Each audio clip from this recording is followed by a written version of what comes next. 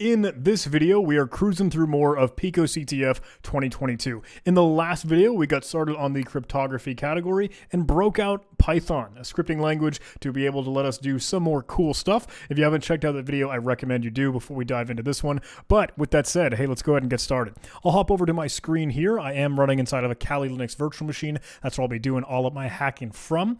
But we just wrapped up that cryptography category, or at least that challenge initially that we got started with. But we're going to be cruising, moving onward into yet another cryptography challenge here. This is called basic-mod2, and it says, hey, another new modular challenge. We can download the message here. It says, take each number, mod 41, and find the modular inverse for the results. Then map to the following character set. 1 to 26 are the alphabet, 27, 36 are the decimal digits, and 37 is an underscore. Wrap your decrypted message in the PicoCTF flag format, PicoCTF decrypted message. Okay, so this is actually going to be probably pretty similar to the code that we've already written. Let's go ahead and copy the link address so we can download this file. And I'll move back over to my terminal where we got started on the previous basic mod challenge. I will go ahead and actually consider that one complete just as well. We'll mark that as complete as we wrap up what we should have done in that last recording. But let's go ahead and make a directory for basic-mod2. I'll get that file down. And truth be told, we can probably copy what we had from basic-mod1. But where did that go? Oh no, where was I? Oh, I should have moved basic-mod2 into the cryptography category. Let's move into the cryptography category. There we go. Now I can move into mod 2 and copy the basic-mod1. We had a tinker.py script and move it into this current directory. So we know what we're going to be working with a couple different things. I'll open up that tinker.txt script, that tinker.py, and I'll also open up our message.txt. This is yet again, hey, kind of the same format as what we saw previously, but we can probably just adapt our script to do something different with it. Let me go ahead and grab the numbers, just as we know here at the very, very end. And I guess we can keep printing our flag, even though it's right now going to be an empty string to start with. So let me go ahead and run this. I'll hit Control B on my keyboard. And then we have a build output of just our empty flag placeholder. So let's go ahead and print out our numbers. We should be splitting and retrieving them well already. Good enough. And we know that we're going to end up using mod 41. So let's do that. We do for number in numbers, mod 41 this time. And let's actually just print out that modulus rather than the numbers this go around.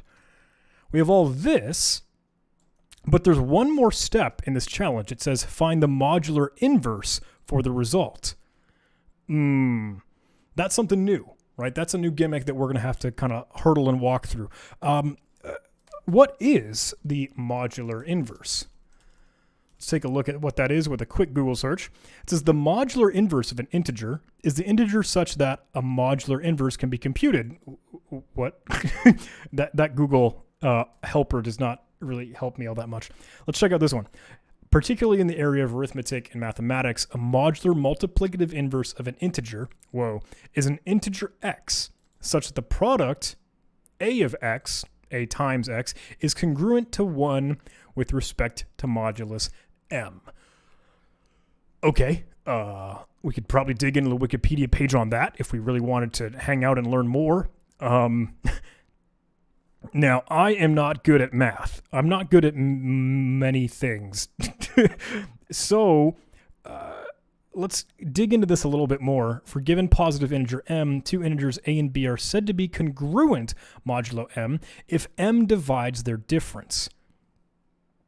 This is denoted by a congruent to b, mod n, with the triple equals, sort of like equal sign with 3 lines rather than 2.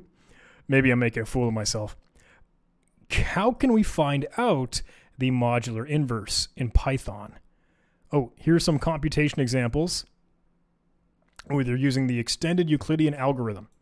Modular multiplicative inverse of a modular m can be found using this extended Euclidean algorithm. The Euclidean algorithm determines the greatest common divisor of two integers, say a and m. Okay, if a has a multiplicative inverse modulo m, then this GCD must be 1.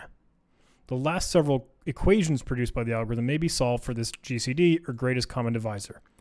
Then, using a method called back substitution, an expression connecting the original parameters in this GCD can be obtained. In other words, integers x and y can be found to satisfy whatever that is. Okay.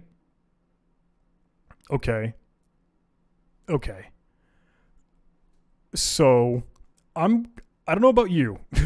I gotta be honest. I'm gonna hit the I believe button, and I'm gonna look for how to find the modular inverse in Python. I'm just gonna Google, hey, modular inverse Python. Stack Overflow to the rescue, back from 2011.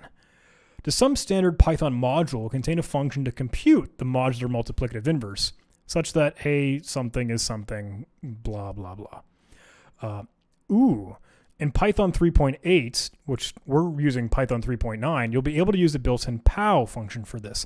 Y is equal to pow of x negative 1 as the exponent, right? Because you are using, so the pow function is going to take a number to a power, hence the name, right? X, your base, to the power of the exponent negative 1, that's a modular inverse. All mod p, in this case, that third argument. It only took 8.5 years for this to be in the standard library. Okay, so this was responded in June of 2019, based off of a big long time ago. And there we go. Top answer. Could we do this? Could maybe 3.7 could also just use some Euclidean EGCD?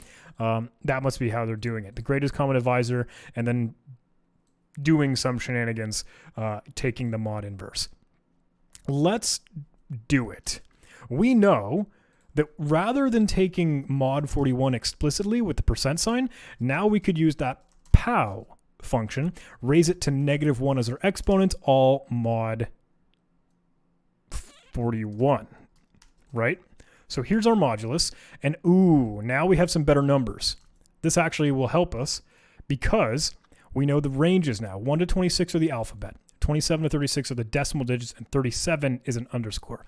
Okay, so we have an offset here now, 1 to 26. We weren't 0 to 25 anymore. So let's modify our range minimum and maximum numbers. Let's go 1 to what would be 26. Now we're amping it up 27. But the modulus will then be that range. If we want to get the ASCII uppercase, noting that it is zero based when the modulus is now 1 based, we have to subtract 1. Kind of similar to how we subtracted out that original offset in the previous challenge for this other condition, noting the digits. With that said, we have to change these, of course, just as well. Now going from 27 to 37. Is that right? Yep. Remember, you add the 1, and then 37 is going to be, or 38 is going to be our underscore. So now our offset is 27. We append the flag here, and we no longer need to print out this modulus. We can just run this thing. And there we go. The code that we had written previously was super duper handy for us. Really didn't take a whole lot of changes. All we needed to do was some quick research, some Googling, some learning how to calculate that modular inverse. And that's it. Now we have our flag. We have a good tinker.py or get flag script, and we can submit this. Call it a day. Call it done. Another 100 points on the board, and we have cruised through the top 3 initial challenges for PicoCTF 2022. That was a quick and easy video, right? Significantly better than the past, 50 minutes of content and footage from already in this series. Well, what are we doing? We're clocking at 10 minutes. Good enough, guys. Thank you so much for watching. This is why we write good code, to be able... Good code. I say that in air quotes. We write code to be able to keep track of the solution and maybe adapt it or modify it as needed for other scenarios coming along. Keep track of all your stuff. Take your notes. Save the stuff that you've already written so that in the future, you can still maybe use it again. Thanks again for watching, everybody. If you enjoyed this video, please do all those YouTube algorithm things. It helps the channel grow. Like, comment, subscribe, etc. Share, support. I love it. Thank you, thank you, thank you. I'll see you all in the next video. Take care. With